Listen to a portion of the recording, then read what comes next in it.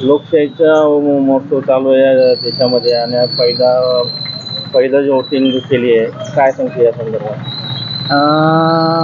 असं बघायला गेलं तर वोटिंग भारताची डेमोक्रेसीचा सर्वात मोठा भाग आहे आणि त्याच्यात मी पहिल्यांदा कंट्रीब्यूट करतोय. मला खूप मस्त वाटलं.